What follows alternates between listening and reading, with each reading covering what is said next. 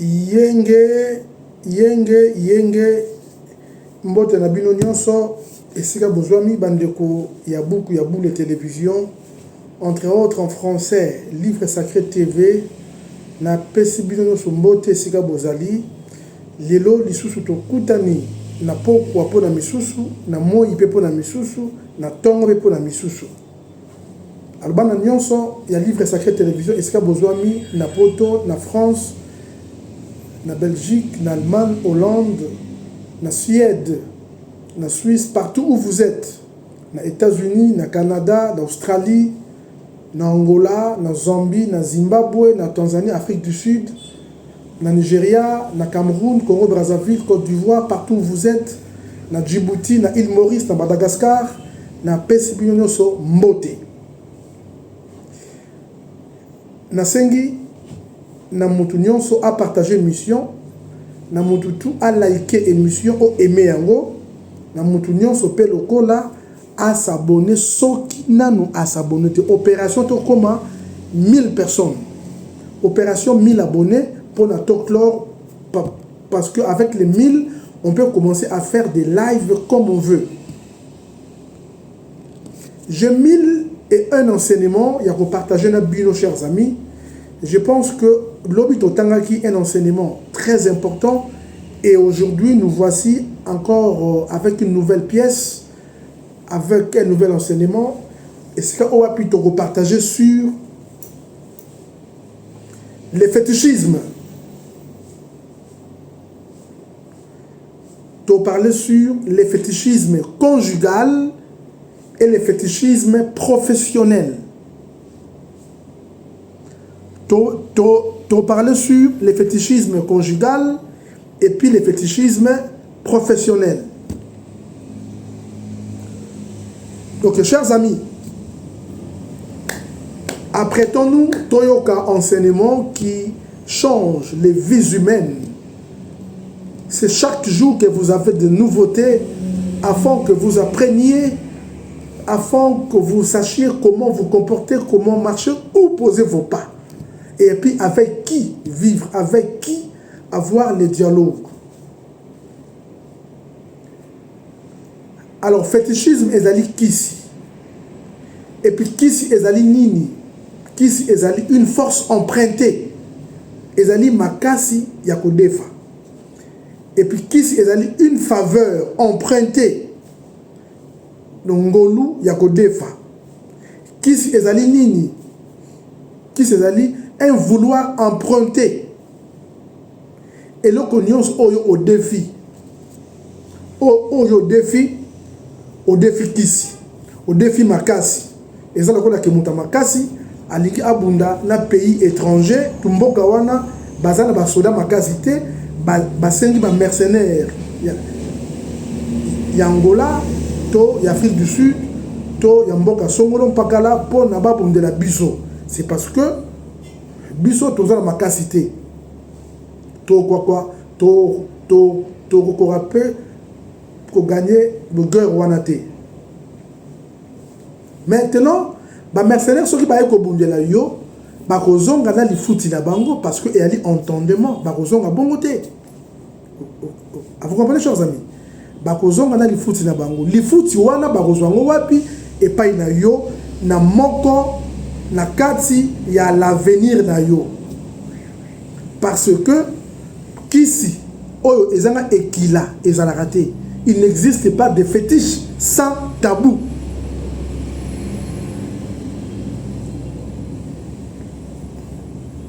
Batu nyonso oyo bana bakisi na domaine conjugal, na domaine professionnel, bazala ba tabou. Bazali na bikila. Mais moi si nanda kusoki mobile na ana kisi ata mo kili bobimbe yebité.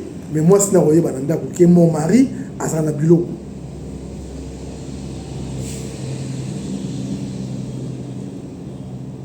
Nayebi comme un homme ya mbongo abalaka mwasi mais kisi na ezalaki yefwa sumbaka na mbetu que mwasi apangusaka nie wana. Alors par régularité il y a ba acte posé wana yango ekosala ke bazalaka na bambongo. Vous comprenez? Or, Moutunions ou Asimbara Kisi automatiquement akomara esclave.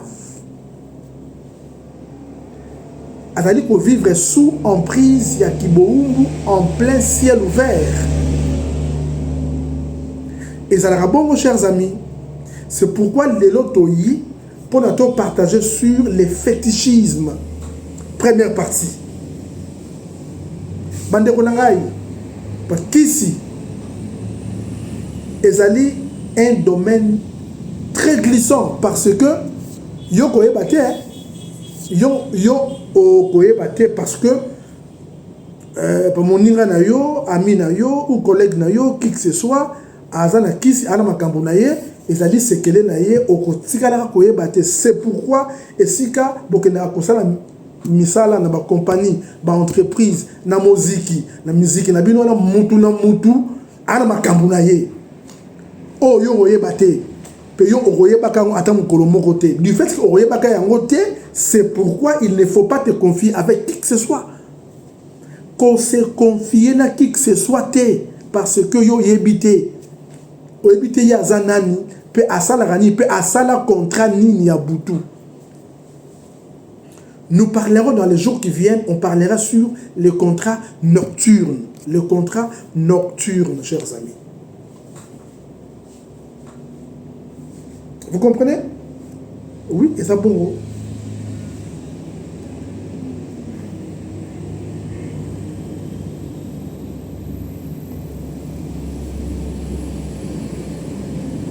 Et maintenant, où se trouve le problème?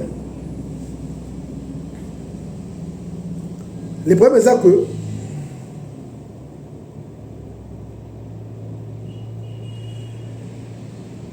mutu nyonso oyo azali kobika na se ya moi awa tu vina ye ezali constitutif ya ndako ezali lokola ndako na ndako wana ezali ba élément nango comme chaise lit canapé et consort zongisa boye sala boye. Maintenant donc on a d'abord le fétichisme conjugal. Moi si et ça ma couple belé au moins en harmonie que l'homme aime sa femme, l'homme ça va bien tout ça mais mère a linga père. Mère a linga père. Et ça pour la bolingo mususu bolinga dit mais moi c'est à comprendre que que Joyo makambozali il faut la linga pour azala pas propriété privée nangai. C'est pourquoi il a toujours été dit à vous les hommes à chaque fois ok pas moi si à l'embellio un plat spécial tout peu importe moi si atiki si na kata bilia ya mobali kisi wana soki kaka mobali alingi ke kisi wana esala te il faut aller na bato kolia yo mote mobali oyo aller na bato il est difficile pour goyer zoyer. Alors ça c'est la première chose. Il y a liboso yango wana. Yami balé et alors et s'il sera pas kisi nanzela libala ezalika semence ya mobali yo moko.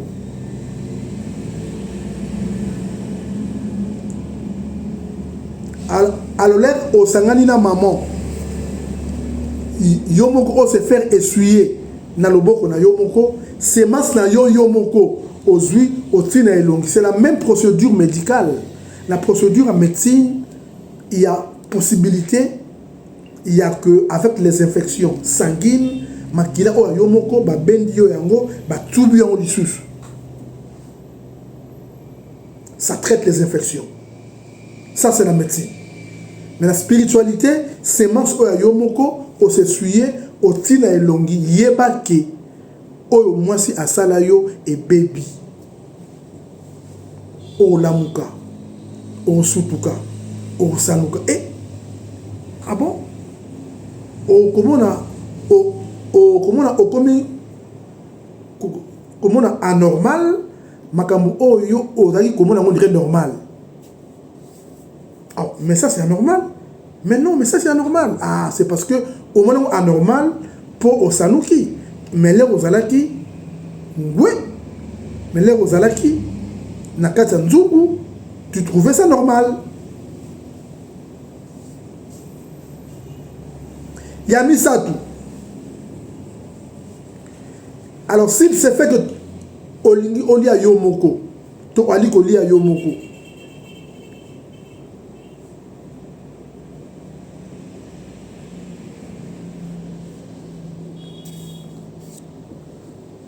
Kolia yomoko, na ba organe, na ba partie du corps humain.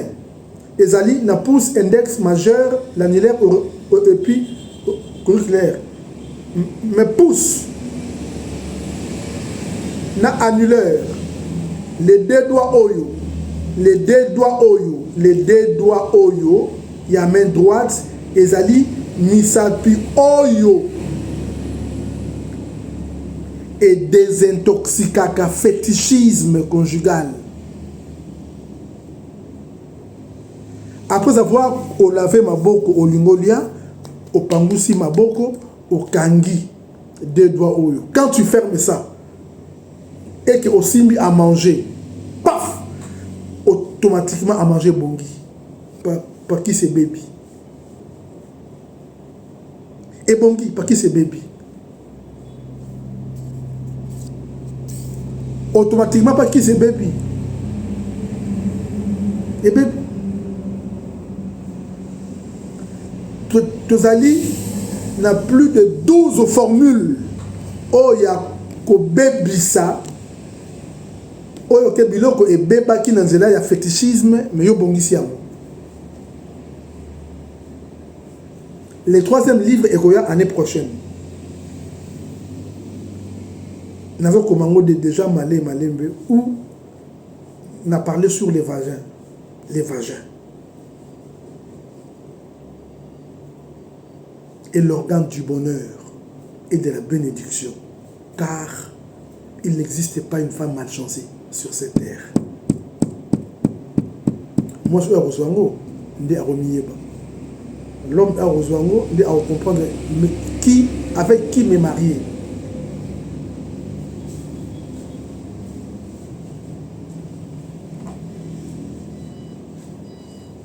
Voilà. Qui ici?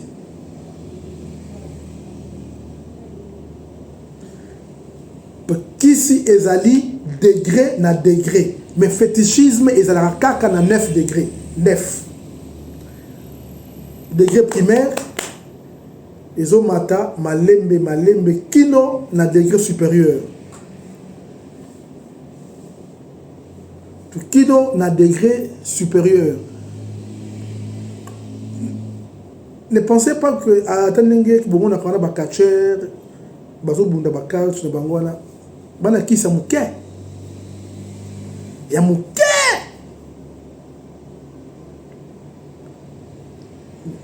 Ba catcher wana. Il y a des pasteurs ba leki bango na kisi.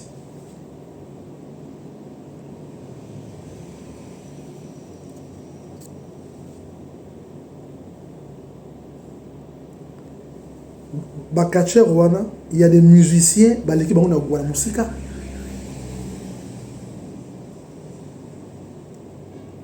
Ba politiciens wana, il y a des musiciens à l'équipe na kisi da musika. Et elle est à 9 degrés, mais elle n'est pas subdivisée en 3. Tu ali na degré à maï. Il y a ma belé, na mu pépé, et à degré moko, na ya moto. C'est pourquoi la loge peut aller pas subdivisée na la branche na yango. Et c'est belé, tout ça na ba franc-maçon, ba illuminati, tout ça na message du Graal, tout ça ba cancard, tout ça na confrérie du serpent, tout ça na ba cabale juive, et ça na ba loge. Tout ça même na cabale Congo, et ça même na cabale hindou, et ça ezali pe na bagombela biso awawa ezala bato belé basangana pe kuna bali ba membre ba adepte Mais au côté il faut pas parrainer yo. C'est pour un musicien avait chanté une fois tout. Veux-tu que je te parraine? Il faut pas parrainer yo.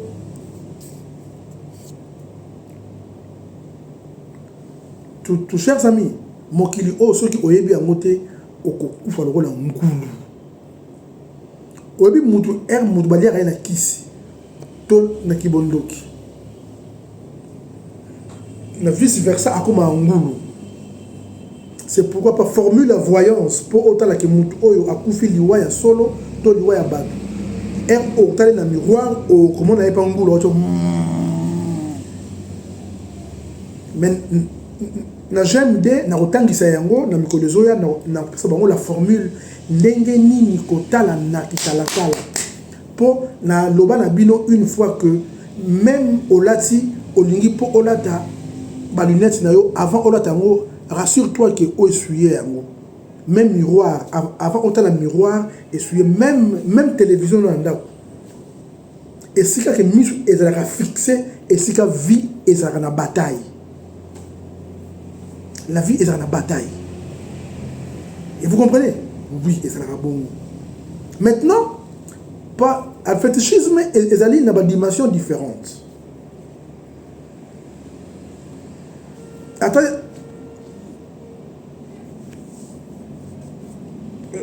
Maraboutage. Oh, il y a ma béninois, oh vaudou, oh nini, oh na Sénégal, oh Mali. J'étais en Europe,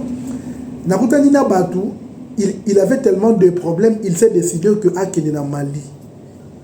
Akene na Sénégal. Chers amis, na Mali, na Sénégal, bala qui ça mou.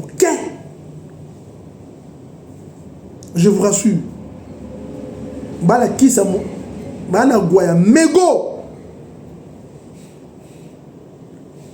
Je vous dis que baraboutage et zali pas qui ça mou. Pour contrarier une simple petite formule. Et bien, non.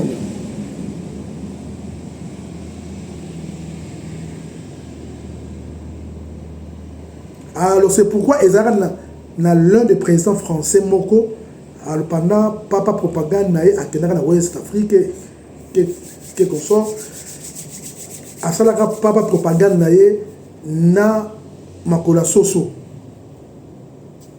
Makola Soso na poche nae et belé batambolaka na nzela na ba poche na bango bazana biloko na saki na bango bana biloko na ba bureau na bango bazana biloko maintenant tout yoner okei ko musala na bureau ya mutu wana yeba que okobima yo mote okobima na solanzoto na solo mabe ya bureau wana mais solo wana e olata yo ok na motipa na bino ça que yo yeba ok na moti et pas na bino sans que tu en saches.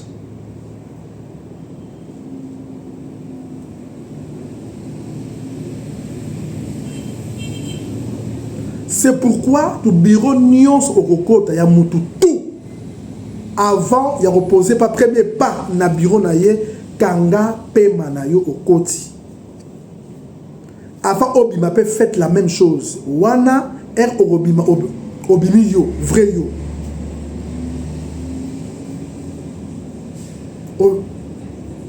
obimi vrai yo.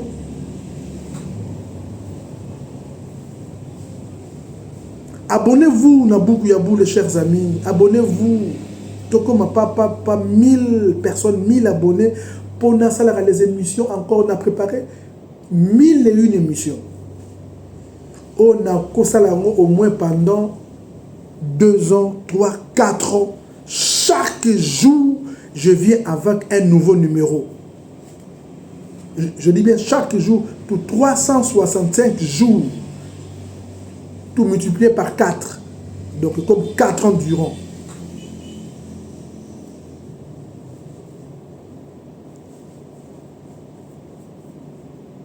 Au Congo, tout le monde croit à n'importe quoi. j'ai appris, et ça une intronisation que qui quelque part, un soi-disant roi divin et consort. Alors j'avais enseigné dans le livre dans comment qui yango. J'avais dit que le roi divin naîtra na maman moko songolo pakala. Avala na âge avancé. Non seulement ça, akobotama na première jamais la première génération au thé à verso parce que poisson et si là qui na 99 dans l'an 2000 ici dans 2000 pour 2001 par verso bandi. Alors le verso et banda qui dans 2001 il avait fallu et puis numéro 1 il y a monde et subir par catastrophe néfaste.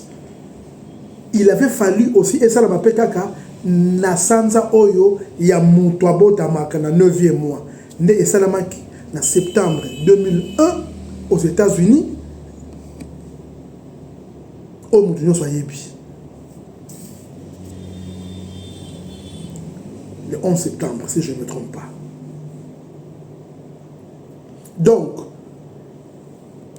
comme une génération à 30 ans, till en 2030, après 2030, c'est alors que les signes, il y a un roi divin et comme monana. Mais ce n'est pas encore le temps, ce n'est pas encore le moment. Toute personne qui viendra, qui se dit lui, c'est un roi divin, un menteur. Kutungai enseignant mon nene on a tangisi pendant ko tangisa na mi bengi roi divin te po ezangate mais era ko ya ngai na ko yeba ye pena yebiye déjà. Chers amis, nous sommes sur le fétichisme. Qu'ici il faut faire très attention. Nyonso ko sala soki ba pesio ekila yeba ke yakisi. Aucune église balobi na bino ke bino moliara boyete yakisi. Ote bino moliara titi misonité yakisi. Yeba ke mutu wana yemoko aliara misuni. Yemoko aliara misuni. Mais aussi longtemps que vous respectez tabou wana, il y a une force naïe. Aussi longtemps que bon mais la masangate il y a une force il y a religion wana. Aussi longtemps que bon il y a nguluté il y a une force religion wana. Car l'herbe la ngulu la religion ekufi nango. Ekufi nango.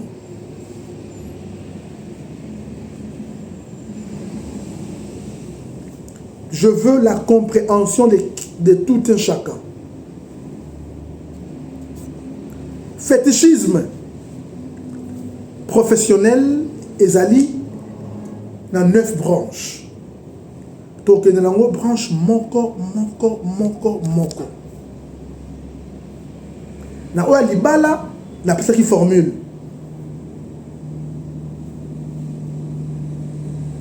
Na mokili boye tozali na ba formule appropriée. La première formule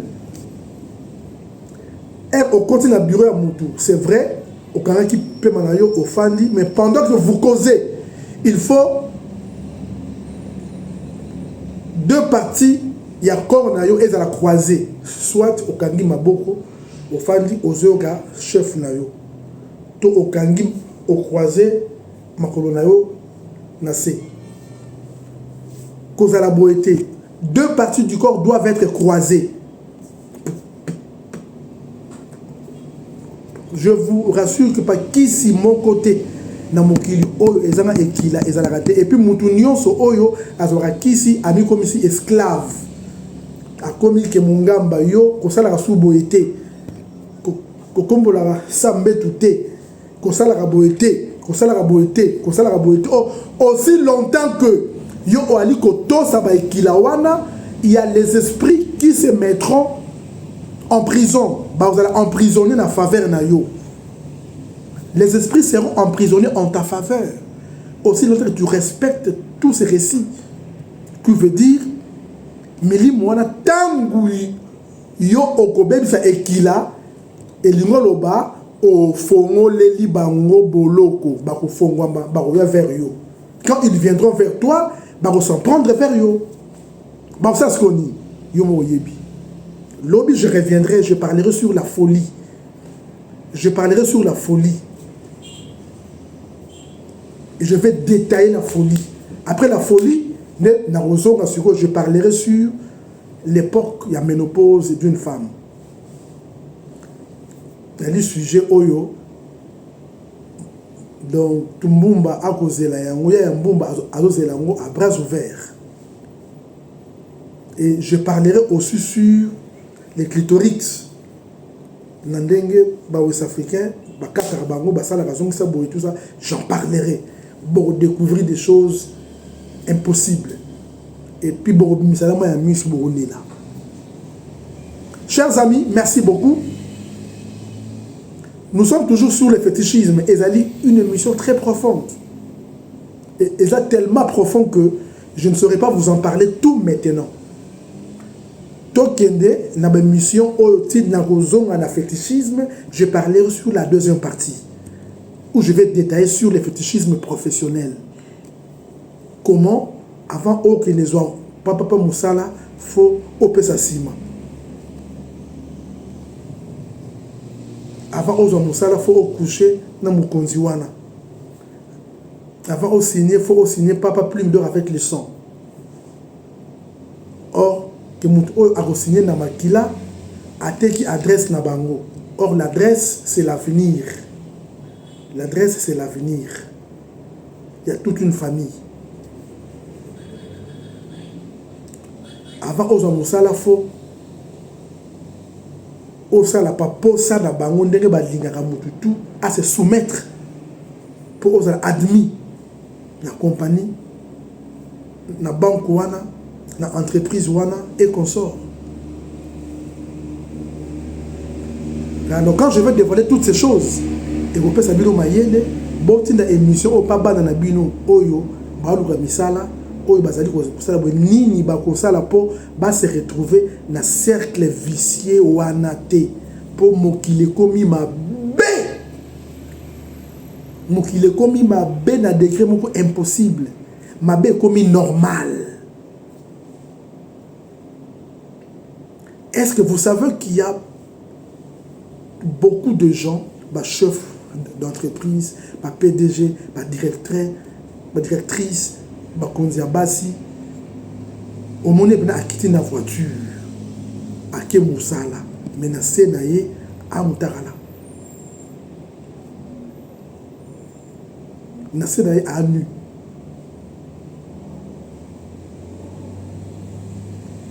C'est lié au tabou. Et puis, fétichisme, c'est lié à la soumission par rapport à Moussala ou Yazwa. C'est pourquoi adhérez-vous à GMD pour apprendre. Adhérez-vous à GMD pour apprendre Makamboyo et que Sabino connaissance ya Mokili Oyo, vous comprendrez que non. On n'a jamais su toutes ces choses. Et ils allaient là ébélé, à briller.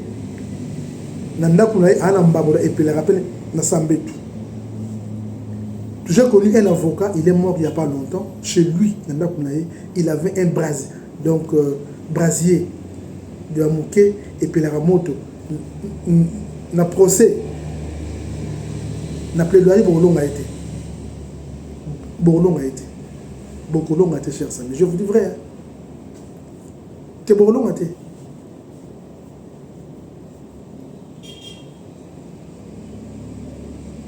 Et ça, bon.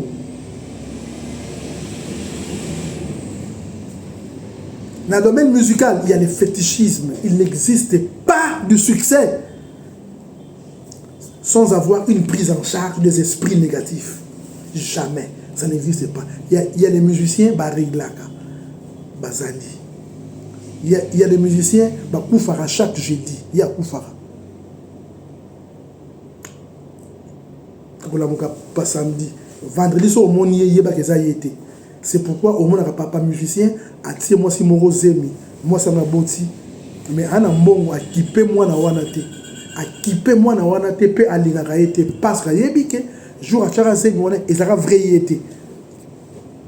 Il y a des musiciens au mona kaka pa azuki papa mouchoir akangi ana liboko kati war kana ye aw comment on appelle ba jeune garçon ba imiter ba komi ko tiape mouchoir ala liboko donc ye na loboko wana e koma na pota na période moko songolo mpakala faut akanga ngo band et puis mi on dirait fier mais eza pota to yebi tout sauf l'autre.